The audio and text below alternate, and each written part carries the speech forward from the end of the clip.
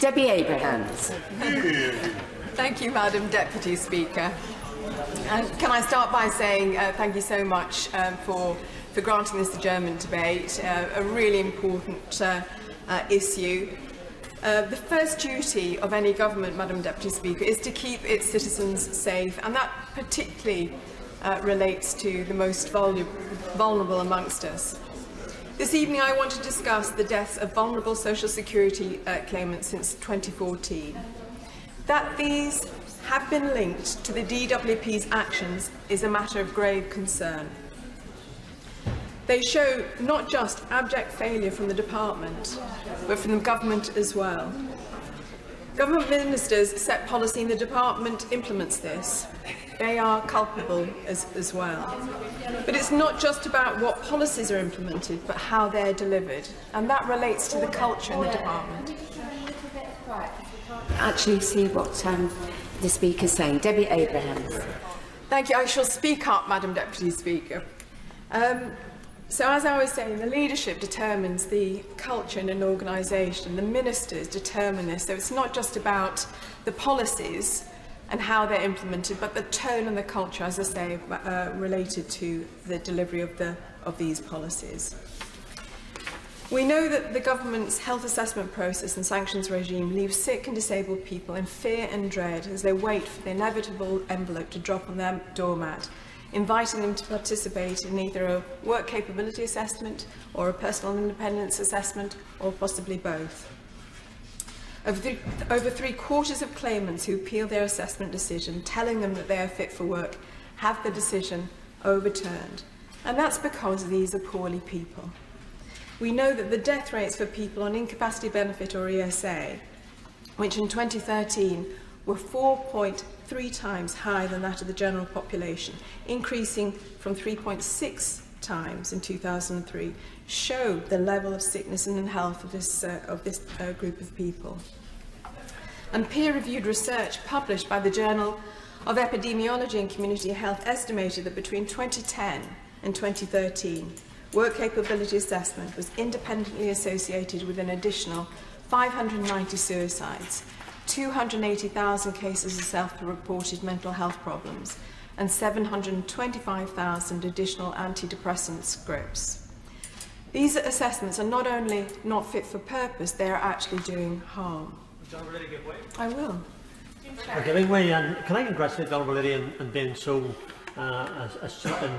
assiduous in relation to this as well. She's obviously made a name for herself in this House, for her constituents, but also for everyone on this subject as well. Does the Honourable Lady not agree that in this day and age, to have anyone dying in stress and awaiting rightful help and aid from government can be deemed as nothing short of obscene and disgraceful? And the shame of this, there is a shame, impacts upon every person who takes their seat in this place, and that what we need is an urgent change in the present system. I couldn't agree more with my honourable friend. He's absolutely right. This shames us all. These are the most vulnerable in our society. And as I say, what I will go on to show is how the evidence is revealing that these are policies that have been driven by the government that are having this impact. 5 reviews of work capability assessment over the last 10 years have repeatedly raised issues with the assessment process, from medical records being lost to blatant lies in assessment reports. The Work and Pension Select Committee's 2018 reports on ESA and PIP assessments saw almost 3,500 individuals share their experiences. That's an unprecedented public response to a departmental Select Committee inquiry. But tonight I want to raise a number of cases which have been in the public domain and where the department's processes to safeguard these vulnerable claimants has been an abject failure. On the 23rd of January this year, the Disability News Service brought to public attention the death of Errol Graham in 2018. Weighing just 4.5 stone, Errol's body was found 8 months after his ESA support had been stopped. He was 57 years old. His social security support were cut off in October 2017, just weeks after he'd failed to attend an appointment for a DWP Fit for Work assessment. He had been on incapacity benefits since 2003 after his father, who he'd cared for, had died. He'd been reassessed as unfit for work in 2013 and had been on ESA when the DWP called for him to be retested in 2017 as the claimed level of disability was unclear, and that's was contained within their letter. The inquest heard it was standard DWP procedure to stop the benefits of a claimant marked on a system as vulnerable after 2 failed safeguarding visits. It made 2 visits on the 16th and 17th of October. Errol's ESA payment due on the 17th was stopped on the same day. There was no formal requirement for DWP staff to seek more information about Errol's health, for example from his GP, or how he was functioning before ceasing his benefits, and it had not done so, the inquest heard.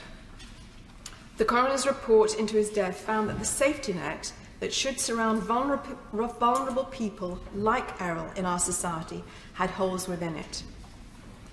Furthermore, she said, he needed the DWP to obtain more evidence from his GP at the time his ESA was stopped, to make a more informed decision about him, particularly following the failed safeguarding visits.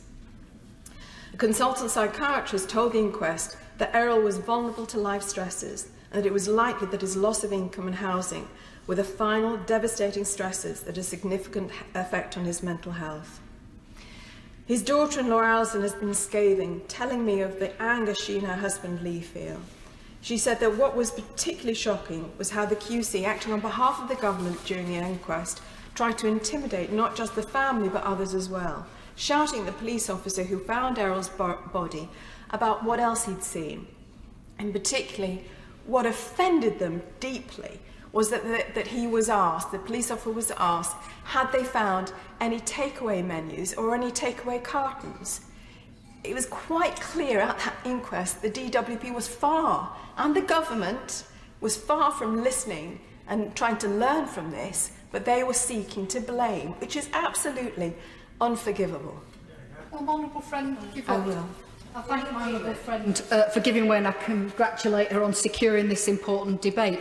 It's now more than 18 months since Errol Graham starved to death, and more than 8 months since the inquest into his death, where the coroner asked for robust policy and guidance for DWP staff to prevent future deaths. Yet the department's serious case panel isn't even expected to consider the systemic issue identified in Errol's case until next month. Does she agree with me that this inaction means it's hard to believe the Secretary of State when she tells me that the department took Errol's tragic death very seriously? I totally agree with my honourable friend, and I think, again, what I'm going to go on to is showing how this has been going on for years now, and nobody has responded. There have been systematic errors that are coming out in repeated coroner's reports and other reports, and it's still there is no action. I'm grateful for giving way, and I commend the very determined way she's pursued this issue consistently over a long time. She's talked about the coroners getting in touch with the department.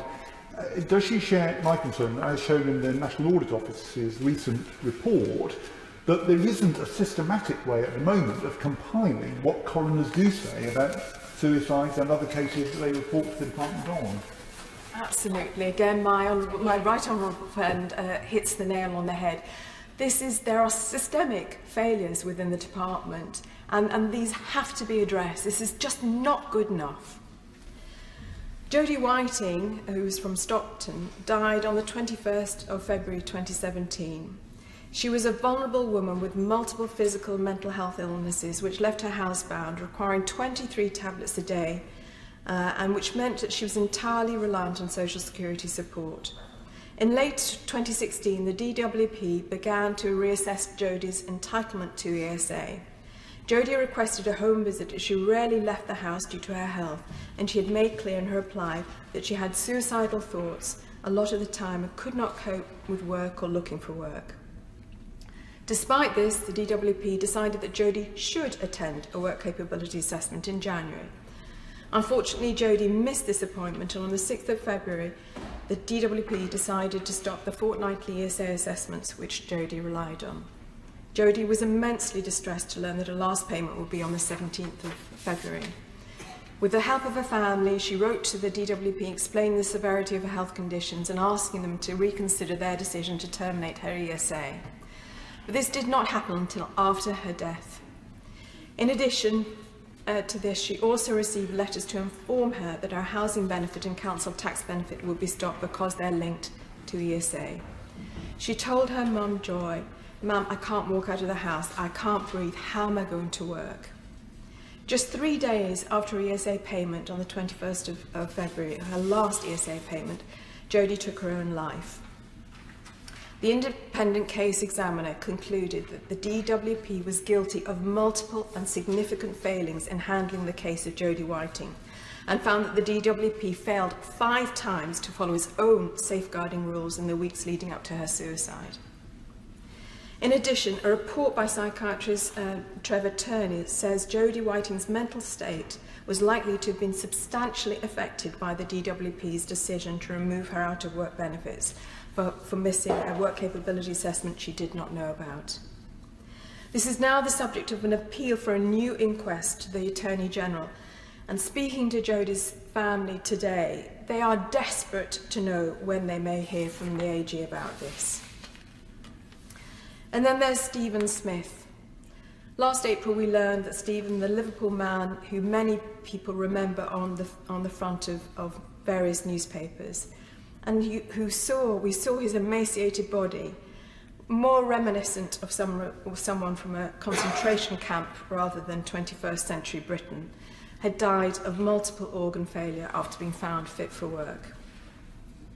But then, Madam Deputy Speaker, there are many more cases of DWP claimants dying, some of whom I raised in last year's Westminster Hall debate, including Jimmy Ballantyne, who died in 2018, taking his own life after being found fit for work, Amy Nice, who also died in 2018, again taking her own life after being found fit for work, Kevin Dooley, who died in 2018, committing suicide after losing ESA, Brian Bailey, who died in 2018 in July, again taking his own life after being found fit for work. Elaine Morrell, who died in November 2017, taking her own life. Daniela Obeng, who died in December 2017, again taking her own life. Brian Sycamore, who died in September 2017, again taking his own life, leaving a note blaming the DWP after failing his work capability assessment. Mark Schofield, who died in July 2017, he was a terminal cancer patient and didn't receive any UC before he died in spite of his illness being known. Chris Gold, who died in October 2017, who was found fit for work following a stroke. He was facing foreclosure when he died and he couldn't work. Lawrence Bond died in January 2017. He collapsed and died in the street after being found fit for work. Julia Kelly, who died in 2015, again taking her own life after losing ESA for a 3rd time. Ben MacDonald, who died in March 2015, again taking his own life after being found fit for work. Chris Smith, who died in 2015, he had cancer and had been found fit for work despite this being a terminal diagnosis. David Clampson, who died in July 2014, he had no power for his fridge to keep his insulin and he died as a result of this. Michael Connolly, who died in May 2014, again taking his own life on his birthday after losing his ESA. George from Chesterfield, who died in May 2014 of a heart attack 8 months after being found fit for work, having had 3 previous heart attacks. Robert Barlow, who died in April 2014 of terminal cancer, again losing his ESA. David Barr died in September 2014, taking his own life after losing ESA. Trevor Drakard, 2014, died again, taking his own life. Sean Pilkington.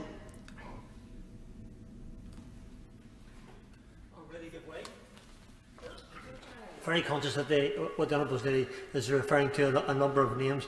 I'm just wondering, when someone comes to my office or anybody else's office here, when we hear the threat to commit suicide, when we hear about the anxiety, depression, we right away say to ourselves, these people need help. Is it not time that perhaps government should instruct the office staff, when they hear of someone who is threatening suicide or is trying to commit suicide, that action must be taken? I thank my honourable friend, absolutely. It's unforgivable. These are people's family members, and we are failing them. We absolutely are failing them. We mustn't let this continue. I'm very grateful to my honourable friend. She will probably have seen, as I did, the comment in the recent National Audit Office report on suicides, pointing out that internal process reviews are often carried out, not perhaps as frequently as they should be, but are often carried out when a claimant takes their own life. But the department doesn't know whether the lessons from those reviews are implemented or not. Isn't that another pointer to a dramatic change that's required here? Absolutely, my right honourable friend is spot on. There are so many learning points that we should have already picked up on, and I will go through these in a minute. I'm going to finish this list if I can. Sean Pilkington died in January 2014, and Terry McGarvey, who died in February 2014. This isn't an exhaustive list, but it shames us all. It shames the government in terms of inaction. I've raised this so many times over the last 5 years, and there's been no change whatsoever. For years now, there have been warnings that the department's safeguarding policies just are not working. And in 2014-15, and as a member of the Work and Pension Select Committee, I asked for an inquiry on sanctions policy. And from this, we recommended that the DWP should seek to establish a body modelled on the Independent Police Complaints Commission to conduct reviews at the request of relatives or automatically where no relatives remain, in all instances where an individual on and out of work working age benefit dies whilst in receipt of that benefit. Such a model, operated within the purview of the Parliamentary and Health Service Ombudsman, should ensure that the role of all publicly funded agencies involved in the provision of services or benefits to the individual is scrutinised so that a learning document can be produced setting out how policy and the service delivery pathway can be improved at every stage. In their formal... Would the Minister like to intervene? I believe there's something that he finds amusing about this. Okay, I just saw, what I could only see was a bit of a smirk. I hope that wasn't. But there was absolutely no recognition or acknowledgement of this. It was completely rejected by the government going back to 2015. In 2014, the Disability News Service asked via a Freedom of Information request the Department to publish 49 internal peer reviews into deaths. After nearly 2 years and following an Information Rights Tribunal, redacted versions were published. It was clear from the limited information available that ministers were repeatedly warned by their own civil servants that their policies to assess people for out-of-work disability benefits were putting the lives of vulnerable claimants at risk.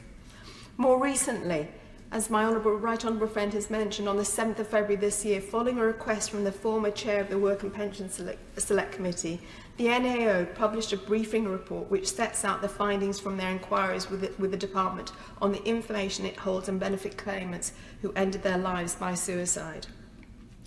The NAO found that the department had received 9 contacts from coroners via its official coroner focal point relating to suicide since March 2016. 4 prevention of future death reports from coroners since 2013, of which 2 were related to suicide, and investigated 69 suicide of benefit claimants since 2014-15. These are the quotes from the report, Madam Deputy Speaker. It is highly unlikely that the 69 cases the department has investigated represents the number of cases it could have investigated in the past 6 years. In other words, this is just the tip of the iceberg. We don't even know the actual number of people who've taken their own lives as a result of what they've been through. The department does not have, another quote from the report, does not have a robust record of all contact from coroners. How can that be? This is a government department, for heaven's sakes. The department accepts that not all its staff are aware of the IPR, that's the internal process reviews. What's the point of doing them if they are not aware? The Department's guidance does not necessarily reflect the full scope of the issues that could trigger an IPR. It beggars belief. The Department told us that there is no tracking or monitoring of the status of these recommendations. As a result, the Department does not know whether the suggested improvements are implemented. Do you not feel ashamed? The Department does not categorise IPR outputs to identify larger trends or themes from within the impact outputs, and so systemic issues which might be brought to light through the reviews could be missed. The NAO report found similar conclusions to the Select Committee 5 years earlier, that lessons had not been learned. This is just absolutely damning. And I hope not just the ministers here will take on board these results, but this is rarely covered in the media, so I hope everyone in the press gallery is going to be reporting on this. This is a scandal. It's a scandal. These are British citizens who are dying as a result of policies implemented by this government. Everybody should be taking note. I've asked for a full and independent inquiry, given the serious failures that are quite clear just in the speech I've just given. I appreciate the Minister needs to consult others, but I would like a response by the end of this week. This is too serious to be ignored. The Department has stated there will be a new system of serious case reviews, so who will sit on the panel? Will there be independent panel members and not just DWP employees or contractors, and will they have medical expertise? Will they commit to publishing the panel's membership in terms of reference? How will the trends or themes to be investigated be identified? How will the recommendations made by the panel be tracked? Will the Department undertake to review its safeguarding policies in the round, including the training of staff? In light of the NAO's findings, how will the Department ensure its guidance reflects the full scope of issues that could trigger an internal process, serious case review, and that all its staff are aware of the relevant guidance? The death of any person as a result of a government policy is nothing more than a scandal. And it's clear that from the cases that I've talked about, from the NAO report and others, this is just the tip of the iceberg. We don't know what's going on. For too long, the Department has failed to address the effects of its policies. It must now act. Enough is enough.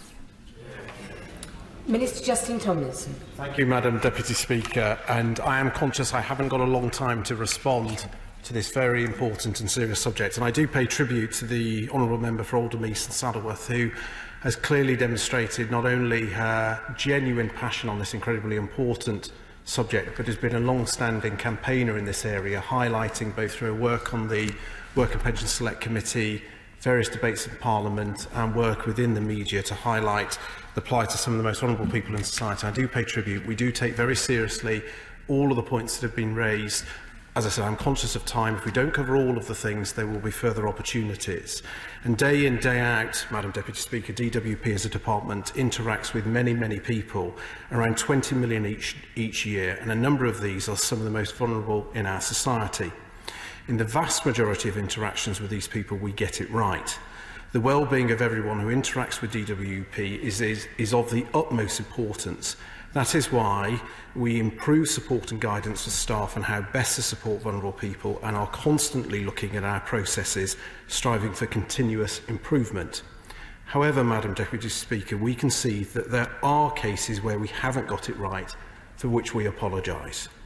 When this happens, we want to ensure that the department learns so that in the future we can deliver the right outcomes first time, respond effectively to the needs of the most vulnerable and reform our service so that we can continually improve and are more responsive to feedback. And I think that was a clear theme of the points that were presented in the Honourable Member's speech. And through our work with some of the most vulnerable in society, there is an opportunity for us to make a difference.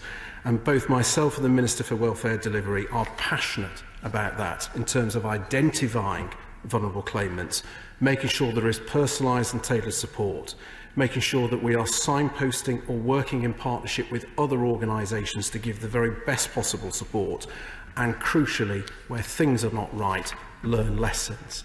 Now, I'm conscious that with the interventions and the speech, there was reference to the very important work of the NAO, and they've produced a note relating to DWP and the information held on deaths by suicide and benefit claimants. And the department rightly fully cooperated with the NAO during the creation of this new note, also providing a summary of how we were already working to improve processes in a number of areas. For instance, the department set up the coroner's focal point in 2016 and is working to improve this, developing better communication between DWP and the coroner's office. This includes informing the coroner of the circumstances in which they should report a death to the department. The department is also carrying out a review focusing on strengthening the IPR processes and the department's response to serious cases and suicides. We are clarifying the circumstances in which DWP should carry out an IPR and improving our internal guidance and communication to ensure all colleagues are aware and understand processes for reporting a suicide. And it is important, Madam Deputy Speaker, to note the IPRs look into detail at specific claimant cases. Often these contain information that is very sensitive and thus should be treated with care. Via the coroner, families of deceased claimants are able to access information from IPRs. If they then choose to release this information, that is their choice, but as a department, it would be inappropriate to comment on the findings of individual case reviews, as this is their private information. We are strengthening the analysis of IPR reports and recommendations to ensure that the department is aware of any systematic themes and issues and is able to act in place effective corresponding improvements. We are also developing a centralised customer experience team to coordinate all improvement activity, including monitoring the occurrence of issues and delivery of improvements to reduce the risk of issues occurring again. The team will provide a centralised point to support local and regional customer case reviews to identify and act upon systematic issues. And we have developed the serious case panel, which we will consider the most serious systematic issues which have been identified. This will enable the department to learn from the issues experienced by ensuring there is a forum to make recommendations for improvements across the department as necessary. And I know that the Secretary of State personally takes this very seriously. And going forward, the Serious Case Panel will be meeting quarterly, and any recommendations from it will be taken forward by senior members of the department to ensure that where an issue has been identified, we will learn and take appropriate action. And for us, we do recognise across the country we do have fantastic, hard-working and compassionate staff, and they are always looking at how they can improve, whether that's through training, increased knowledge or awareness. And we will work with other organisations, for example, on mental health, to improve our awareness, our ability to support claimants. We've worked with Mental Health Matters, who've helped deliver our improved training, and having mental health champions within assessment centres. Last year, we did the very detailed work on domestic abuse, helping to identify and support domestic abuse victims, and we did that with Women's Aid and Refuge, utilising their expertise. On autism, we worked with Autism Alliance to develop the Disability Confident Autism and Neurodiversity Toolkit for work coaches, and the Disability Passport to encourage disabled claimants to disclose their disability and health condition early in the process, so we can improve communication support and ensure reasonable adjustments are in place. There is still much more to do in that area in terms of identifying all vulnerable claimants, but through things such as universal credit, we have an opportunity to provide that personalised and tailored support, and also look where we can identify suitable advocates. So where the system isn't working, there are other people who can help us, independent of us, to make sure that claimant continues to engage and gets the support. I have only seconds left, I'm afraid, so I can't take more.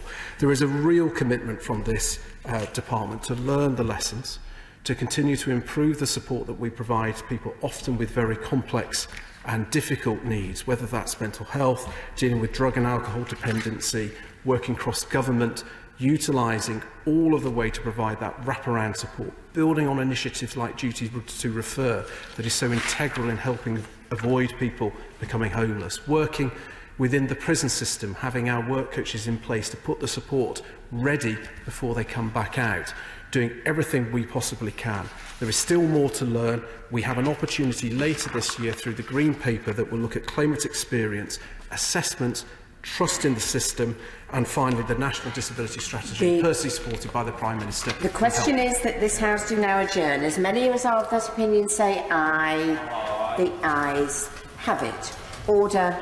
Order.